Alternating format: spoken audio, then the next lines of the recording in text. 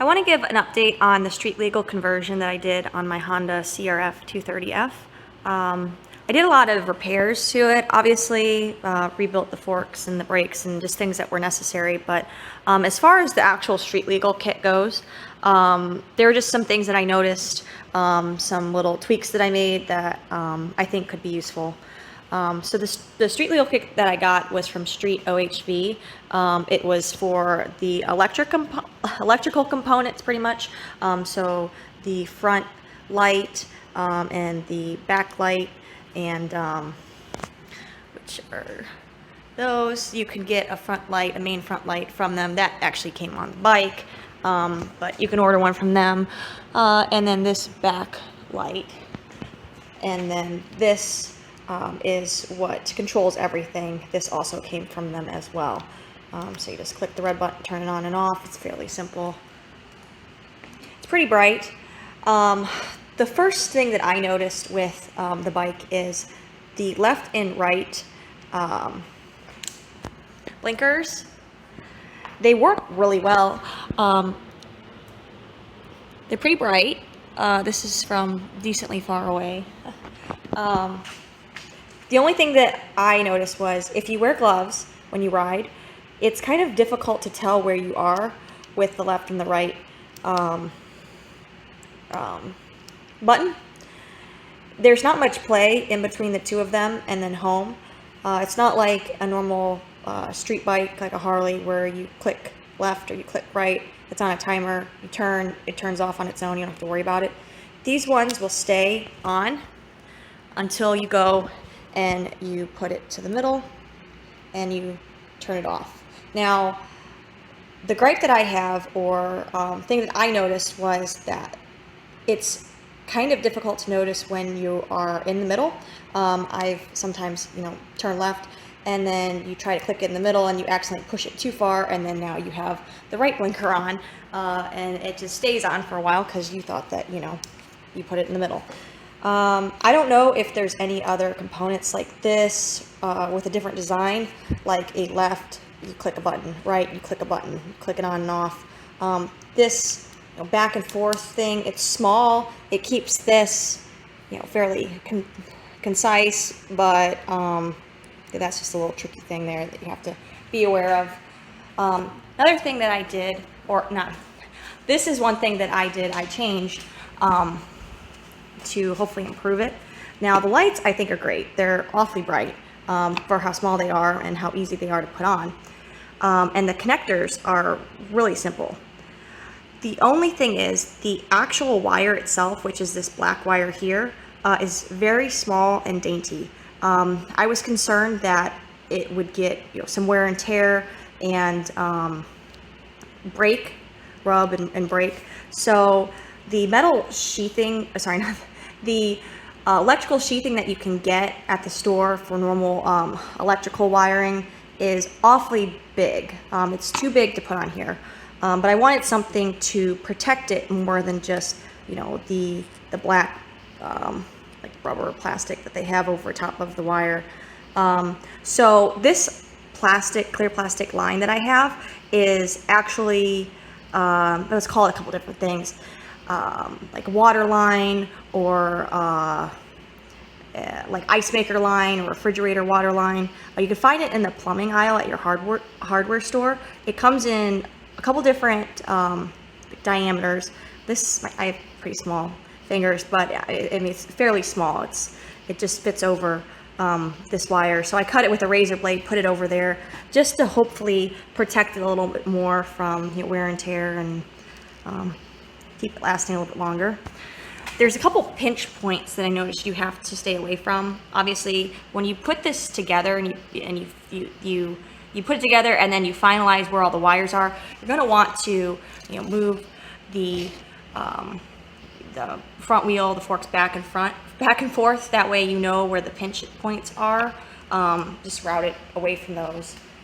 And I put that line, that water line, back here too.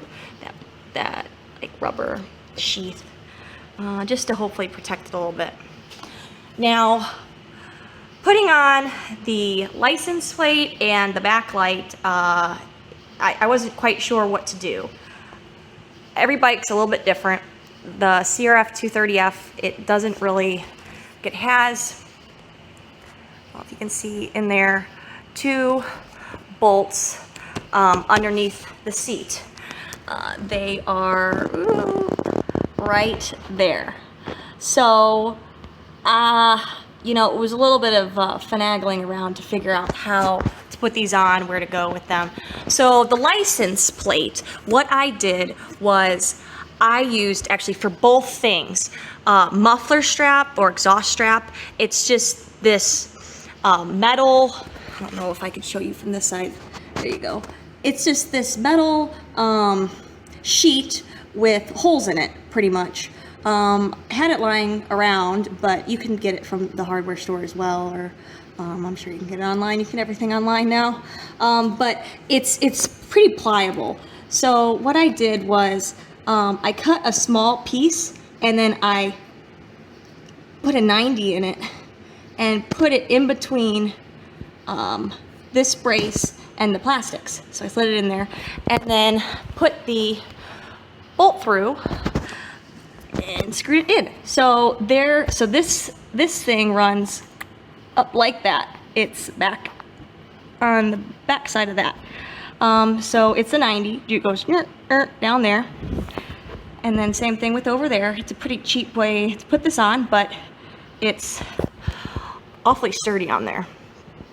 And then so this came from the StreetOHV kit, this like metal, well, this metal piece here. And I'm sure you can buy this if you don't get that kit online as well. But just put a little bolt through there, through one of the holes that was on the muffler strap, and then put this on with 3M tape, and then also secured it more with trusty electrical tape and zip ties and electrical tape. So I don't think that's going to go anywhere. Now this was the same thing. Now this was a little bit more finagling. Okay, this is the seat. So these are the same bolts you have to take off when you take the seat off. So you take these off, and then this white piece is the actual seat. So you lift that off. Okay, there you go. So when I put the seat back on, I put the seat back on. I put muffler strap, that same muffler strap that I have here, I put it here. So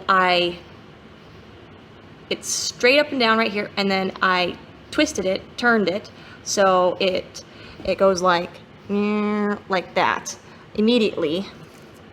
And so I put that bolt through one of the holes of the muffler strap there, and then it turns right there. Now it's facing this direction, and then put bolt through there, and then did the exact same thing on this side. So I don't know if I can really show it any more than I am right now. Well, there it is. So you can kind of see where it's turned 90 degrees, but so it's secure as well. So that was a pretty cheap fix for getting that on the back. Otherwise, the only other gripe I guess I have are these rear view mirrors, and this is just going to be an issue I think with any mirrors that I put on it. It's going to be a lot different than a Harley. They're awfully hard to see out of because as you're riding, it just vibrates the whole time. So literally, that's what you see. Actually, it's quite a bit worse. And then they're super small, and they're, I wish that I could get them out like a bit farther. So like on Harley bikes, they come out of your handlebars here, and they angle just directly this way. So you're seeing behind you. Now these go up, and then they're like awfully close to the center of the bike. So you really don't have that wide of a view, and when you're going, it's just vibrating to hell. So I don't really know what I'm going to do about that. I mean, you kind of need to see what's going on behind you. But yep, so that's it. It's much better than it was before with everything, and so far I love it. It's fun to ride. Gets great gas mileage, obviously. This, obviously doesn't have a speedometer or a gas monitor on it. So you just need to be cognizant of, where you at with your gas. It doesn't have an odometer either, so you can't really, just use that as a tracking device either. But I mean, you could go for a long time without having to get gas. So yeah, hopefully it's helpful.